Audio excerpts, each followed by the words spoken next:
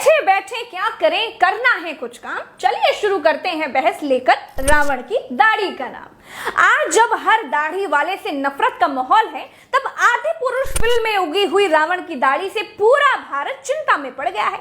हिम्मत देखो इन लोगों की कि भाई ब्राह्मण रावण का रोल मुसलमान सैफ अली खान को दे दिया, ऊपर से काजल और दाढ़ी तक लगा दी। लेकिन आज हम ये बात समझेंगे कि रावण जब ऋषि पुत्र था, पंडित था, तो फिर वो राक्षस कैसे बन गया? जब रावण जनेऊ पहनता था, तिलक लगाता था, तो फिर वो राक्षस कैसे हुआ? रावण क्लीन शेव रहता था या फिर वो दाढ़ी रखता था? जब रावण रूप बदल लेता था, 10-10 सिर रख लेता था, तो फिर क्लीन शेव कैसे रहता था? वो 10 सिरों पे अलग अलग दाढ़ी रखता था या फिर नहीं रखता था? चलिए शुरू करते हैं। दोस्तों, हिंदू धर्म के 3 मेन देवता हैं, ब्रह्मा, विष्णु, महेश। रावण ब्रह्मा जी का परपोता था, मतलब रावण डायरेक्ट भगवान ब्रह्मा का खानदानी था। दोस्तों, जिस रावण ने त्रेता युग में सोने की स्मार्ट सिटी बनवाई थी, जिसका नाम लंका रखा था, जो रावण भगवान ब्रह्मा का रिश्तेदार था, जो रावण भगवान कुबेर का भाई था, जिस रावण के पिता विश्वा ने ही दुनिया तक वेद पहुंचाए, तो वो रावण इतना बुरा कैसे हो गया कि हर साल हमको उसके पुतले जलाने पड़ जाते हैं? और जिस रावण से हम इतनी नफरत करते हैं कि हर साल सजा के तौर पर हम उसको जला देते हैं, तो फिर फिल्म में उस रावण की दाढ़ी उग आने से इतना बवाल क्यों मच गया? क्या सिर्फ इसलिए कि भारत के लोगों ने आनंद रामायण धारावाहिक में जिस रावण को देखा है उसकी दाढ़ी नहीं थी? रामायण में रावण की कोई फोटो तो है नहीं, ना ही रावण किसी शेविंग किट का ब्रांड एम्बेसडर रहा होगा, ना ही उससे कभी क्लीन शेव रहने की उसने कभी कसम खाई होगी। दोस्तों, जब रावण ने सालों साल अपने परदादा भगवान ब्रह्मा की तपस्या करके वरदान मांगा होगा, तो दाढ़ी तो उगी आई होगी। जब रावण ने भगवान शंकर की सालों साल तपस्या करके उनसे वरदान मांगा होगा, तब रावण क्लीन शेव तो नहीं होगा ना? मतलब रावण की क्लीन शेव होने के कोई पुख्ता सबूत तो है नहीं, सिवाय इसके कि रावण को खुद रामायण धारावाहिक में क्लीन शेव दिखाया गया है।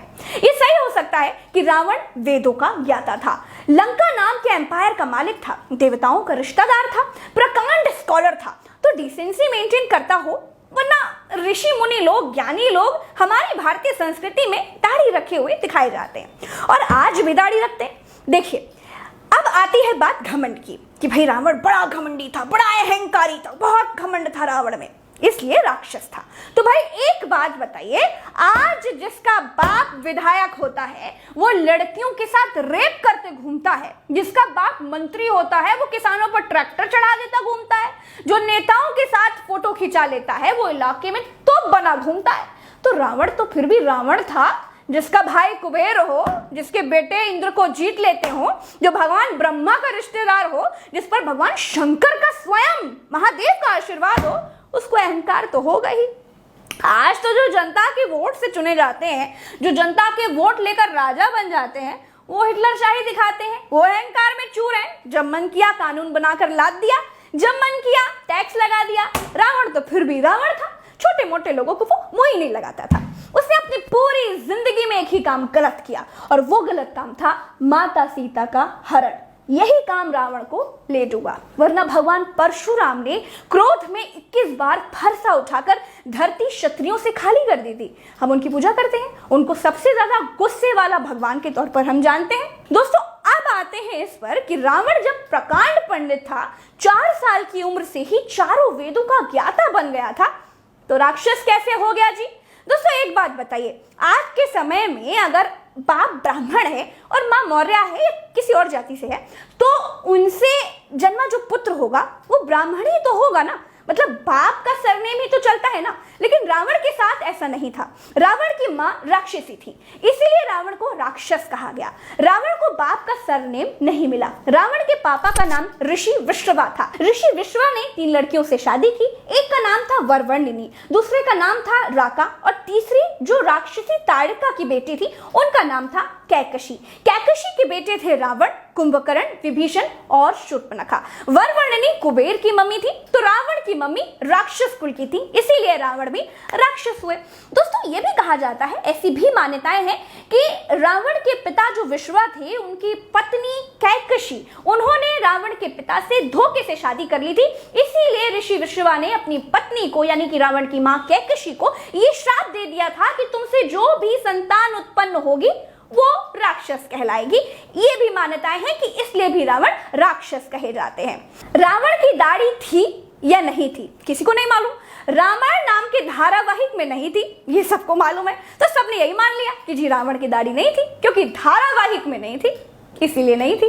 आदि पुरुष में जो रावण बनाया गया है वो बिल्कुल बकवास सा रावण है, इसमें मैं भी सहमत हूं। लेकिन रावण की दाढ़ी थी या नहीं थी इसका कहीं पर भी कोई सबूत नहीं है। हमने हमारे हिंदू देवी देवताओं की जो तस्वीरें देखी हैं, जिस रावण को हमने बचपन से टीवी में देखा है, वो रावण आदि पुरुष के रावण से मेल नहीं खाता है।